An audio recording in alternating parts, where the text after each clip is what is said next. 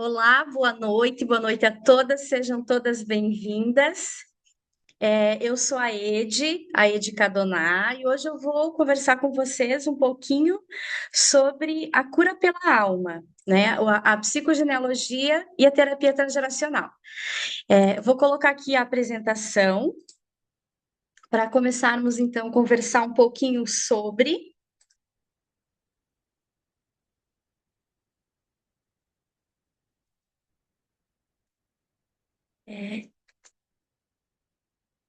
Eu quero começar trazendo para vocês essa frase, né, da psicogenealogia, que eu acho que é o que ela traduz muito sobre a psicogenealogia em si, né? Que todos nós carregamos histórias que vão muito além da nossa experiência. São histórias que nós vivemos, as histórias que nos contaram, histórias que a nossa família silenciosamente omitiu, mas transmitiu, e histórias que moldam nossos medos, nossas escolhas e até os nossos sonhos. Nessa aula, nós vamos conversar um pouquinho sobre pertencimento, cura e consciência, como as histórias da nossa família moldam quem somos e como podemos libertar o que não nos pertence mais.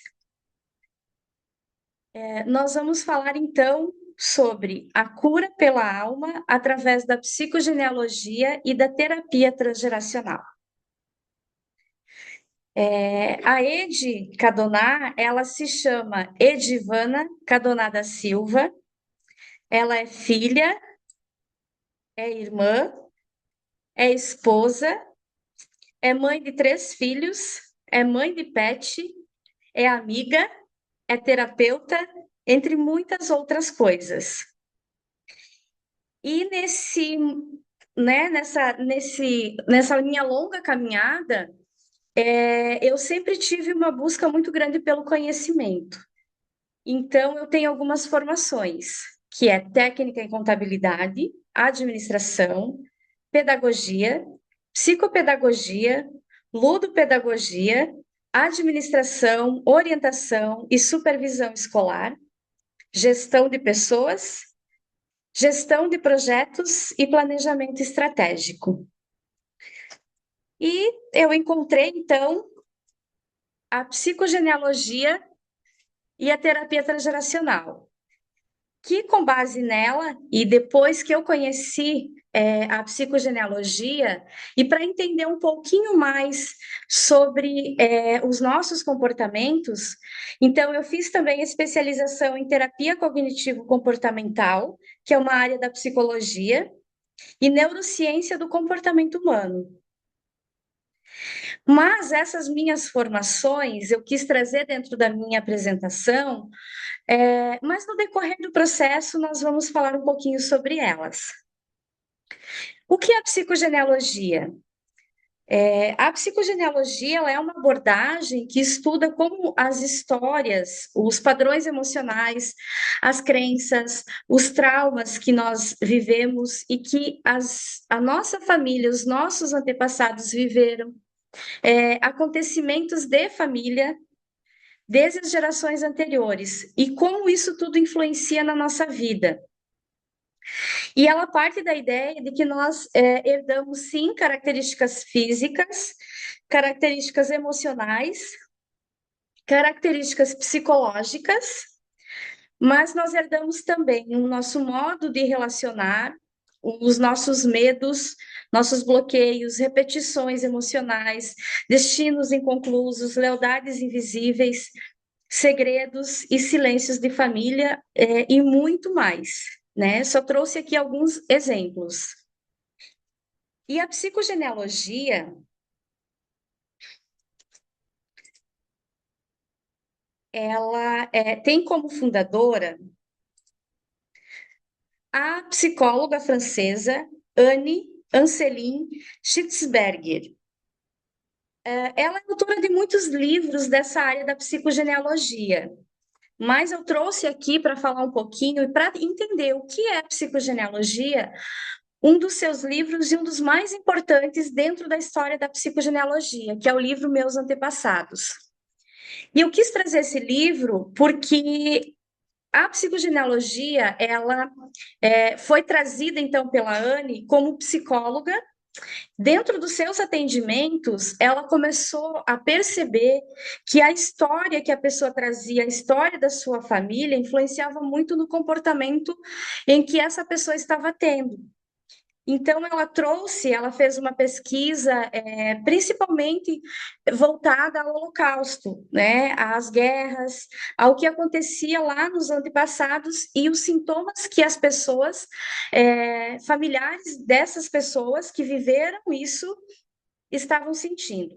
Então, ela trouxe à luz o modo como as nossas histórias familiares, especialmente os nossos segredos, os traumas, os ditos e não ditos influenciam profundamente na vida emocional, nas nossas escolhas e também nas doenças, nos sintomas de doenças que nós possuímos.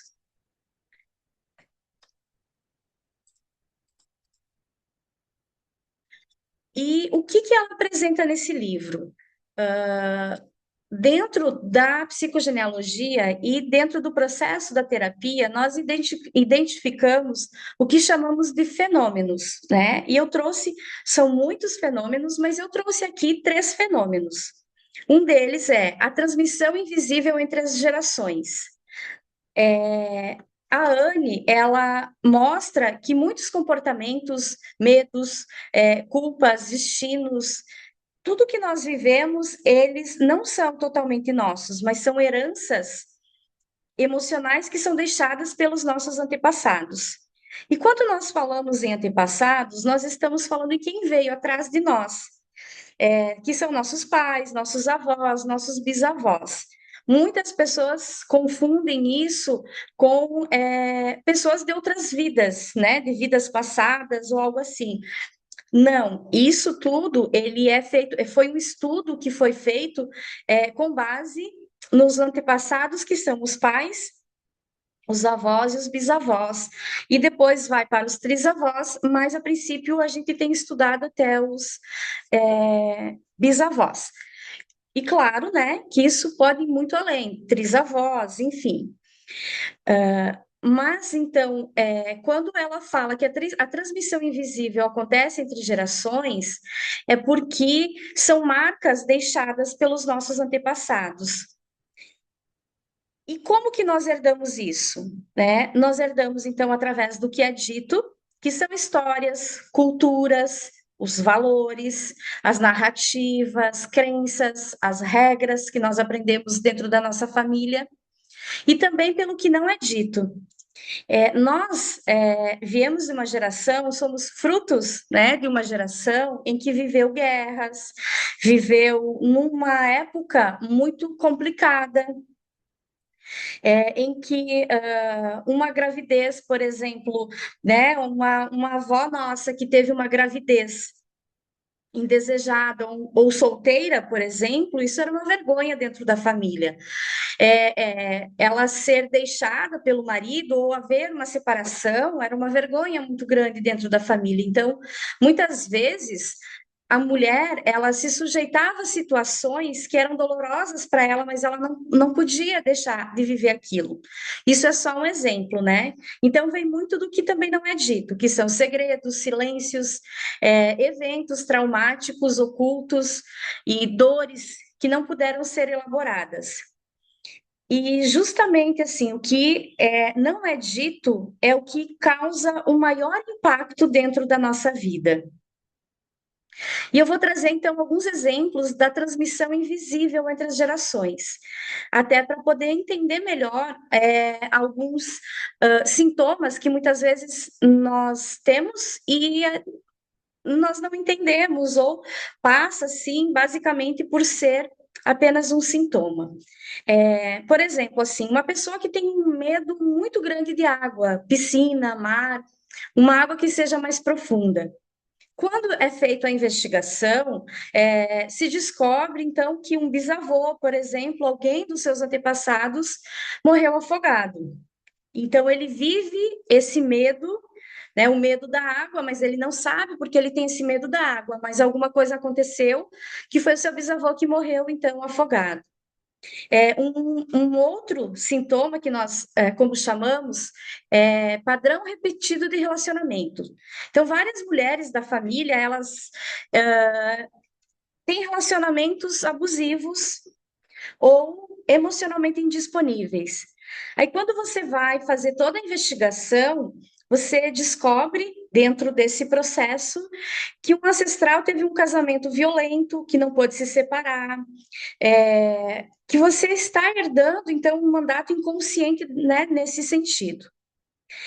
E trazendo, então, para a área financeira também, né? Então, quando nós não conseguimos prosperar, começamos com projetos e desistimos, ou temos dificuldade de dar andamento a esse projeto, por mais que a gente tente, a gente não consegue levar isso adiante.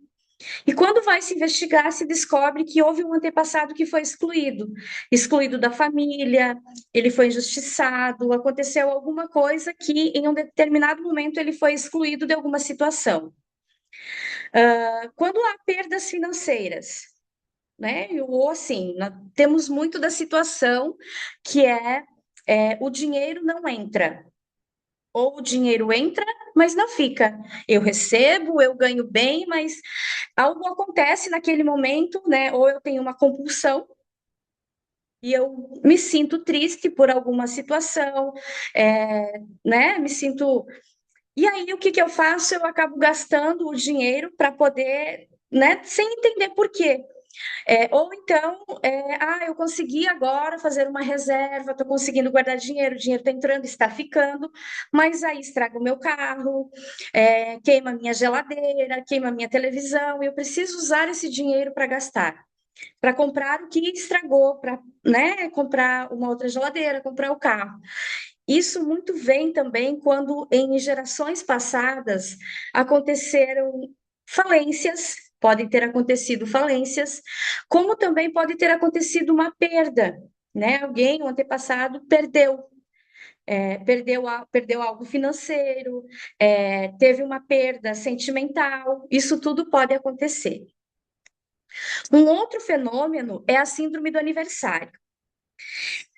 Esse é muito interessante porque a síndrome do aniversário são repetições de datas de adoecimentos. Então, por exemplo, uma mulher ela começa a ter crise de pânico, né? Uma pessoa ela começa a ter uma crise de pânico num determinado período. Por exemplo, né? Agora em novembro eu comecei a perceber que quando chega próximo às festas de final de ano, eu começo a me sentir angustiada, com pânico, alguma coisa acontece que eu fico assim. Quando vamos lá fazer o nosso genossociograma, a gente descobre que alguma coisa aconteceu, houve um luto talvez não elaborado, houve uma perda no antepassado, e essa perda não pode ser vivido luto, deixando claro que luto não é só morte. Luto é quando um relacionamento termina, quando eu saio de um emprego, por exemplo, né? Mesmo que seja por vontade minha, mas eu estou quebrando um ciclo, então eu estou vivendo um luto. São lutos diferentes, mas são lutos. Sempre quando se encerra um ciclo em algo, é um luto, né? Não é só quando existe uma morte. Então, talvez foi um luto não elaborado. Acidentes que acontecem sempre no mesmo período, não só acidentes de carro, mas eu tropecei e quebrei o pé, né? Torci o pé, bati o carro, eu me cortei. São até pequenos acidentes que acontecem. E aí você vai descobrir que no mesmo período houve um grande acidente na família, que talvez isso ficou em segredo, ou talvez esse acidente não foi também elaborado, não foi passado pelo processo da elaboração. Relacionamentos que terminam no mesmo período. Tem um caso bem interessante que aconteceu, que foi assim bem inusitado, em que a avó separou, a mãe separou e a filha separou no mesmo mês. Claro, em anos diferentes, mas foi dentro do mesmo mês. Então, quando coisas assim, sintomas físicos, também podem acontecer. Aniversários, né? Eu nasci próximo ao aniversário ou no mesmo dia do aniversário de um antepassado. Isso eu estou trazendo toda a carga do meu antepassado, eu estou trazendo o legado dele, seja legado positivo ou negativo, eu estou trazendo isso para mim. Nomes que se repetem. Ah, então eu vou colocar o nome do meu filho. Depois também nós vamos falar sobre isso. Vou colocar o nome do meu filho, o nome do meu pai, né? Então, o meu pai é Célio, então vai se chamar Célio Neto. Eu estou transferindo para o meu filho a carga emocional do meu pai, a projeção do meu pai. Tudo que é do meu pai eu estou trazendo para o meu filho. E eu vou trazer também sobre segredos e lealdades invisíveis, que esse é um que nós vamos falar um pouquinho mais, porque as lealdades invisíveis nós temos muito e mais visíveis do que invisíveis. Então, as lealdades invisíveis, por exemplo, quando eu não quero, eu quero prosperar, eu quero me dar bem, mas eu não consigo ganhar mais dinheiro do que o meu pai e a minha mãe. Não é porque eu não quero, não é porque eles não queiram, mas é que o meu inconsciente diz que se eu for fazer isso, eu vou estar desrespeitando a minha família, vou estar desrespeitando os meus antepassados, porque eu vou estar mais do que eles, eu vou estar melhor do que eles. E para o meu inconsciente, isso ele diz que eu não posso.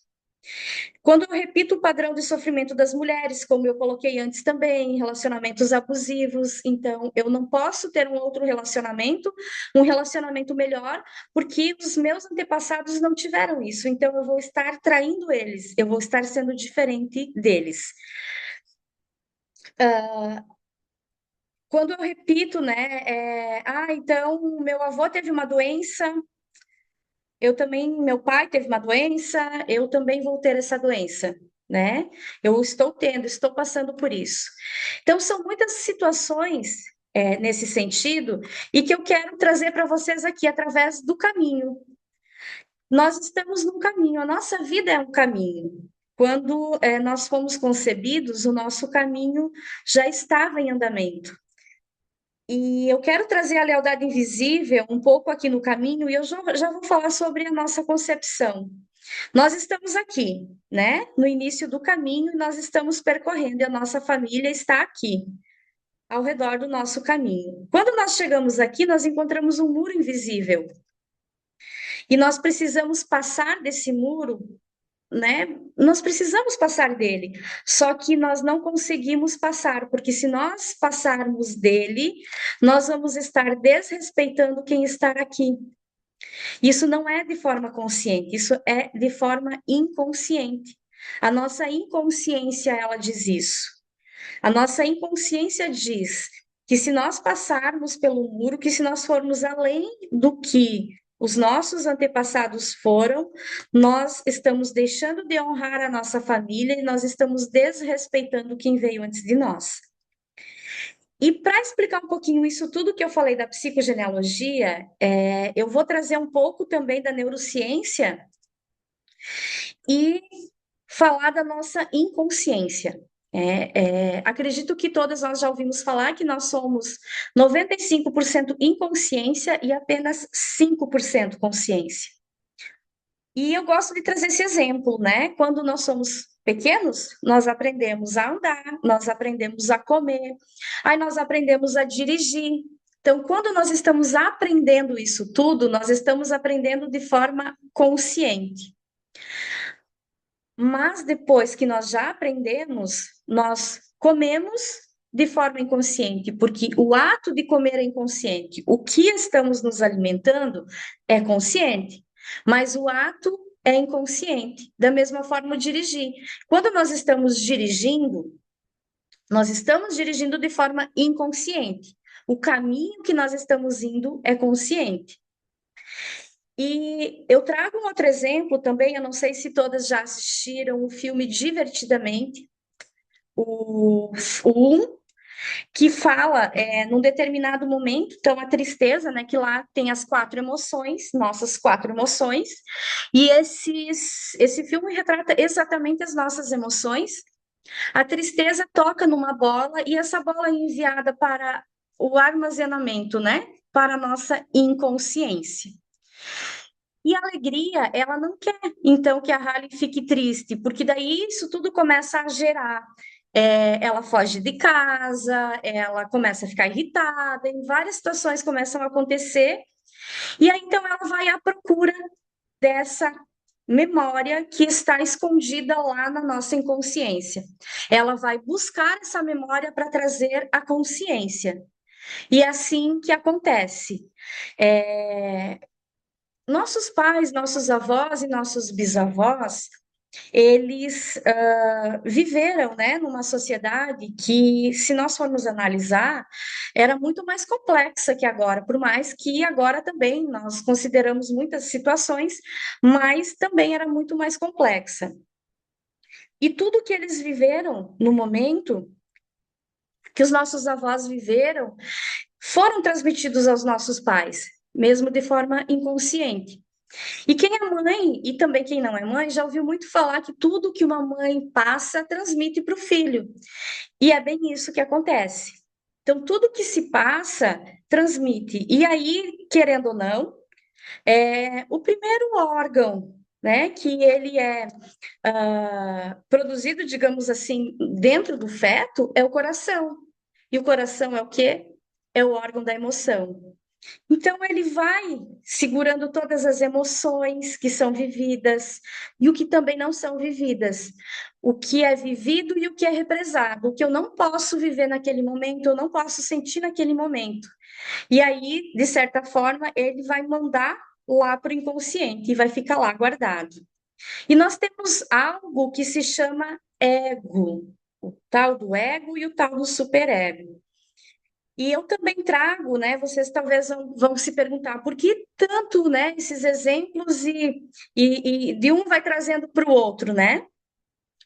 É, mas eu vou trazer, né, para uma dieta, por exemplo. Quando nós estamos fazendo uma dieta, o primeiro dia é fantástico, a gente consegue fazer direitinho. O segundo já vai dando uma desequilibrada. O terceiro, né? Daí você já vai ficando irritado. O quinto você já não quer mais, já quer desistir, né?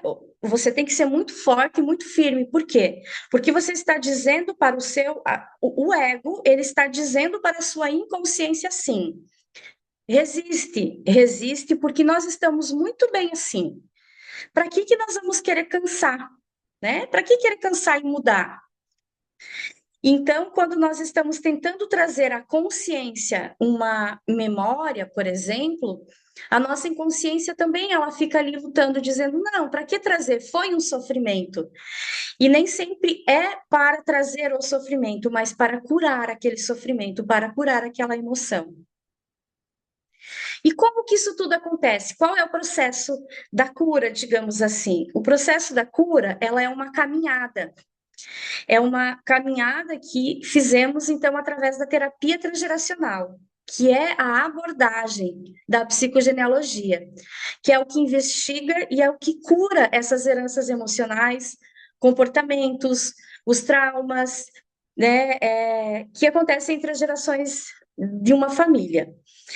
E quando nós falamos também, não só de traumas, de emoções, mas nós viemos de uma cultura que, se nós formos avaliar, nós não, a menina, por exemplo, eu não podia usar saia, eu não podia correr se eu tivesse de saia, eu tinha que ficar, ali sentadinha com a perna cruzada. E hoje é tão mais fácil porque você coloca né, na sua filha um calção por baixo e deixa ela solta, deixa ela livre. Mas isso é uma cultura que os nossos pais receberam e foram trazendo. Eu estou trazendo o exemplo da saia, mas são várias coisas, né, que nós trazemos como uma cultura da família. E nem sempre isso, essa cultura, diz respeito a nós. Diz muito mais respeito aos nossos antepassados do que a nós. Mas é muito mais fácil mantermos essa cultura mesmo que ela nos faça sofrer. Então, a terapia, ela investiga de onde está vindo esse sintoma, de onde está vindo essa dor, essa herança emocional. E ela faz, então, todo o processo e todo o caminho da cura. ela parte do princípio que o que foi vivido pelos nossos pais, pelos nossos avós, bisavós, especialmente os traumas, os segredos e o que não foi elaborado, vai influenciar muito nas gerações a seguir. Então, o que foi vivido lá, nós vamos vivenciar, os nossos filhos vão vivenciar. Porque vai passando de geração em geração. Então, quando nós não rompemos esse ciclo da dor, a geração seguinte, ela vai continuar sentindo, ela vai continuar vivendo essa dor que talvez ela não saiba nem de onde vem. E a Anne, então, dentro desse estudo dela, ela traz uma proposta, né, desse caminho, dessa cura, que é reconhecer esses padrões. Reconhecer, a gente faz toda uma busca para reconhecer quais são os padrões que nós estamos herdando, quais são os traumas, quais são as dores, e tentar entender de quem. E não é só reconhecer, é entender, porque o processo da cura, o processo do quebrar esse padrão, ele vem de você compreender de onde vem e nem sempre o porquê, mas compreender de onde vem. E aí vai libertar-se então dos destinos que não pertencem a você. Você vai honrar a sua família, você não vai deixar de honrar a sua família, né? Mas você vai honrá-la seguindo a sua história, vivendo a sua história. Vai romper com as correntes transgeracionais e recuperar uma autonomia emocional. E como a Anne diz, né, o objetivo é voltar à própria alma livre dos fardos que não são meus. E como então que nós fizemos toda essa investigação? Como que nós fizemos esse reconhecimento? Como que eu sei que a Ed tem esse padrão, que a Ed tem essa dor, digamos assim, né? Esse trauma trazido do transgeracional. Nós começamos, então, uma caminhada e começamos através do genossociograma. Eu trouxe aqui um modelo de um genossociograma que eu construí, né? Nós não costumamos dizer pacientes, nós costumamos chamá-los de clientes, tá? Então, é de uma cliente, ele está borrado para não aparecer as informações, né, dela, mas está aqui com a autorização dela. E o genossociograma, ele é muito mais do que uma árvore genealógica. Porque uma árvore genealógica, você vai encontrar aqui as informações muito bonitas aqui dentro, né? E o genossociograma, ele é um mapa profundo da sua história familiar, que traz as emoções, a simbologia, a transgeracionalidade, mostra quem é quem dentro do sistema familiar. Ele mostra o que aconteceu emocionalmente entre as pessoas do sistema. Ele traz dados muito importantes para uma família. E vocês podem ver aqui, né, que tem muitas ligações, muitas escritas, tem muitas histórias. Ah, Ed, mas eu não sei a história da minha família. Tudo bem, mas nós vamos construir, nós vamos buscar. Mas o meu pai não quer falar sobre a família dele. Opa, por que que ele não quer falar sobre a família dele? Você chegou a pensar sobre isso? Você não pode obrigar ele a falar. Mas será que não tem mais ninguém da família paterna, por exemplo, que possa trazer alguma história para você? Porque nós precisamos pensar muito nisso. Quando alguém não quer falar sobre a sua família, porque alguma história muito triste tem ali dentro, algum trauma, algo que possa ter machucado alguém. E talvez seja essa dor que esteja sendo transmitida. Ah, mas é só por isso? Não, não é só por isso. O genossociograma, ele traz os dados básicos das pessoas da família. Então, tem o nome, data de nascimento, data de falecimento, o local de nascimento, não que vai constar tudo isso em todo o genossociograma, tá?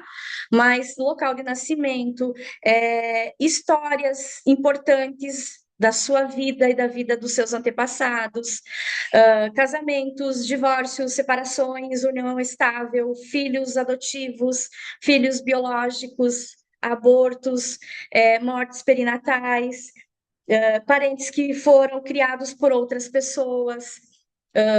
Vai ter eventos significativos como o falecimento, faleceu pelo quê, né? Então, foi uma morte traumática, foi doenças, teve fugas, teve exclusões, teve guerras, teve migrações, né? Então, são informações que nós vamos buscando dentro dos nossos antepassados, dentro da nossa árvore. E tudo isso vai constar aqui.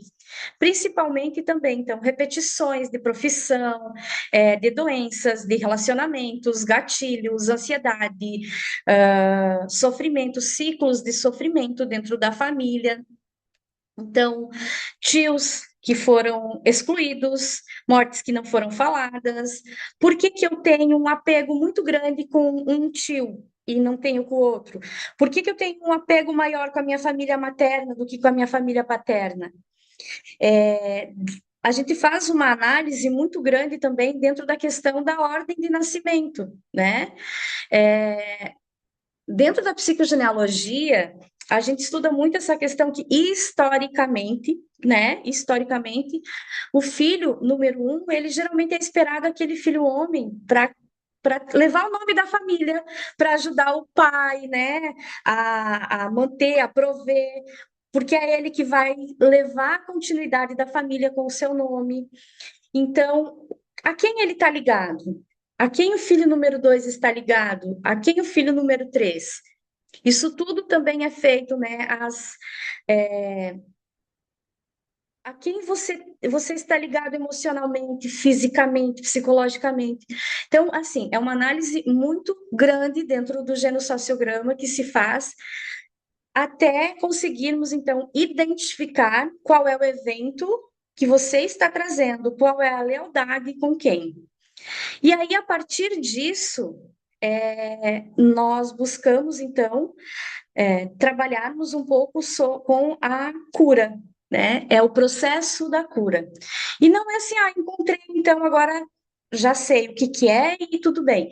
Não, não é assim. Nós precisamos trabalhar. E aí, quando eu coloquei para vocês, né, lá no início, que quando eu fiz a terapia transgeracional, eu busquei a especialização do TCC, né, dentro da área da psicologia, da terapia cognitivo-comportamental, e da neurociência do comportamento humano é para entender todo esse comportamento e para entender também um pouco das técnicas utilizadas para esse processo da cura. Porque quais são as técnicas, né?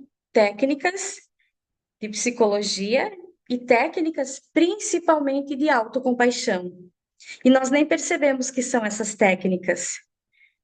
E isso tudo tem uma força tão grande dentro de nós, dentro do nosso comportamento, que nós não percebemos. E eu vou trazer então para vocês um pouquinho disso tudo que eu falei, né? Voltando lá na tela inicial, quando eu me apresentei. Eu trouxe para vocês aqui dentro dessa aula a teoria, trazendo assim, então, o que é a teoria da psicogenealogia e do processo da terapia. Mas eu quero dizer para vocês que a escolha do nosso nome tem um significado muito grande, né? Vamos começar por aqui, falando de nós. Até agora falamos dos nossos antepassados. Agora nós vamos falar de nós. E eu vou falar da Ede Cadoná. Não, vou falar da Edivana Cadoná da Silva. Quando os nossos pais escolhem o nosso nome, dentro da psicogenealogia, nós também investigamos isso. O que o seu nome significa? E por que esse nome foi escolhido? O seu nome traz uma carga para você também, traz um legado, traz algo muito forte para você. e a escolha da profissão, ela quer reparar algo. Então, para entender um pouquinho disso, eu vou falar um pouquinho da Ede. Quando a minha mãe engravidou, né, há 40 e alguns anos atrás, não tinha, né, principalmente lá no interior do Rio Grande do Sul, numa cidade de 2.000 pessoas, não tinha um ultrassom, né, para você ir saber se era um menino ou era uma menina. Então, você sabia no momento do nascimento. E desde criança, né, nós temos muitas curiosidades e nós perguntamos muito para os nossos pais, assim como eu perguntei para os meus, por que o meu nome? E a história que eu sempre ouvia da minha mãe era: é porque assim, se fosse um menino, ia se chamar Ednei. Mas a sua tia engravidou antes e nasceu um menino e ela colocou Ednei. E aí eu não sabia que nome colocar num menino. E aí tu pergunta, tá, mãe, mas nasci menina, então por que Edivana? Ah, porque daí quando você nasceu, eu lembrei de uma menina que eu conheci, muito bonita e querida, e aí se chamava Edivana, então eu escolhi Edivana. E aí eu vou trazer para vocês, então, o que significa Edivana. Carrega a ideia de cuidado, de proteção, de abundância, não só material, mas emocional também. A variação masculina de Edivana significa Edivan ou Edivaldo. E a gente pensa muito então na situação. A minha mãe projetava um menino porque ela só pensava no menino Ednei. Então, a gente já nasce, durante toda uma gravidez, você tendo uma projeção. Isso não quer dizer que ela não me amou quando eu nasci, né? Isso não quer dizer nada, mas a projeção que uma mãe passa dentro do momento da gravidez traz muito para o seu inconsciente. E o inconsciente é o que mais nos comanda, ao contrário do consciente. E aí, a Edivana, ela passou uma vida toda buscando ser reconhecida. Por que será que ela passou uma vida toda buscando ser reconhecida? Os meus pais, eles são lá né, do interior, da colônia, né, da agricultura, e batalharam muito pela vida o tempo todo. Então, a minha mãe, ela sempre dizia que para você ser bem, né, você tinha que ser concursado. Eu nunca soube muito bem o que eu queria ser profissionalmente, uma vida toda. E quando me perguntavam, eu sempre dizia que eu queria ser professora.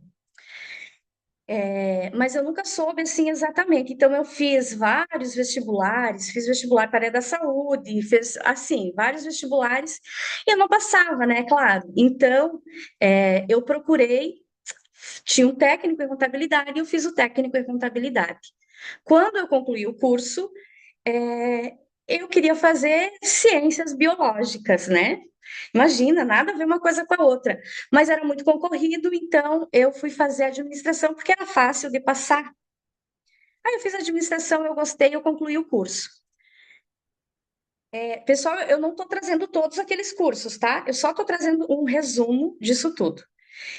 E então, enquanto eu fazia administração, já estava quase concluindo a faculdade, surgiu a oportunidade de fazer um concurso no estado de Santa Catarina. Eu fiz o concurso e adivinhe, passei no concurso. Realizei o sonho de quem? Da minha mãe. Será que era meu esse sonho de passar num concurso? Mas eu ouvi uma vida toda que fazendo um concurso era que eu ia me dar bem financeiramente. Eu não ia passar necessidades. Gente, assim, ó, eu tô contando essa história da minha vida, mas eu não tô dizendo que não foi pelo meu bem que a minha mãe quis isso, não tô dizendo que ela não me ama, que ela não me amou, porque nós, pais, projetamos aos nossos filhos. É isso que eu estou querendo dizer. E essa projeção, será que ela está vindo com tanta força que está moldando a história? Quantas vezes a gente já viu em quantas famílias o pai foi médico, o avô foi médico, o pai foi médico, o filho, né, o neto vem ser médico. Isso tudo são histórias transgeracionais. Isso não quer dizer que lá o neto não é feliz por ser médico, mas é o que a profissão está dizendo, né? Que é o que a profissão está reparando. E aí, então, quando eu estava dentro desse concurso, surgiu a possibilidade de fazer a faculdade de pedagogia. Eu fiz a faculdade de pedagogia. Eu nunca trabalhei em nenhuma dessa área. Trabalho dentro da educação, mas eu não trabalho exatamente com pedagogia. Eu tive sempre essa busca incessante pelo conhecimento, porque eu nunca me senti satisfeita profissionalmente, eu nunca me sentia feliz profissionalmente. Eu buscava, então, sempre ser reconhecida, ser perfeita, mas eu não conseguia ter essa felicidade profissionalmente. E aí foi que eu procurei a terapia transgeracional. Então, eu fazia um curso, porque eu vou tentar fazer outra coisa para poder, né, trabalhar com aquilo, porque então eu acredito que aquilo vai me fazer feliz. E aí foi que eu encontrei, que eu conheci a terapia transgeracional, e eu fiz então a terapia transgeracional, e aí eu fui entender um pouquinho a história da minha família. E eu trouxe essas três profissões porque a nossa profissão ela quer reparar muita coisa dentro do nosso processo, dentro da nossa árvore genealógica. Dentro, né, dessa busca pela minha história, eu vim descobrir que a minha bisavó, a quem eu tenho uma simetria, que é o que nós chamamos, quando nós conseguimos encontrar simetria por data, por profissão, dentro dessa busca, eu tenho uma simetria muito grande com ela. E o meu bisavô, marido dela, faleceu quando ela tinha 30 anos, com 7 filhos. E ela precisou, então, prover a família. Mais tarde, então, já meus avós casados, morando na agricultura, meu avô precisava sair lá de onde ele morava, ir até a cidade para vender a colheita, e ele foi lá e vendeu, e ele perdeu todo o dinheiro da colheita e o que ele já tinha guardado no jogo. A minha mãe, ela conta que ela sempre quis ser professora, mas ela não pôde estudar porque quando o meu avô, então, perdeu tudo, né?